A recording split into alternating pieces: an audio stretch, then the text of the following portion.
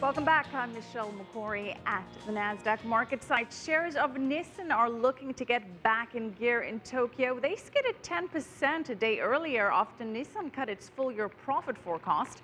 Japan's second biggest car maker blames problems in emerging markets, including an unfavorable exchange rate with the Indian rupee. Changes in government policies in Thailand and Brazil are also hurting sales. And to combat the problems, Chief Executive Carlos Ghosn says he is appointing 3 new chief operating officers to improve quality. And staying in the Japanese auto sector, a small scooter maker is turning to venture capital in its bid to take on the likes of Honda and Yamaha as it draws inspiration from electric car maker Tesla. CCTV's Mike Firn has the story.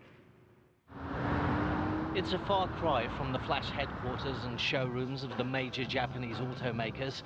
Terra Motors shares office space on the back streets of Tokyo's Shibuya district. In the past 3 years, it's sold more than 10,000 of its low-cost electric scooters in Japan, and it now employs 50 people. Terra Motors is the brainchild of 43-year-old Toru Tokushige, who learned about startups in Silicon Valley before launching his own venture in Japan. A sign above Tokushige's desk says only Japanese mega ventures can overtake the likes of Apple and Samsung. He's taken his inspiration from a US electric car maker. In the electric vehicle industry in the world, currently US Tesla has a big presence in this area. But Tesla provided only for 4-wheelers.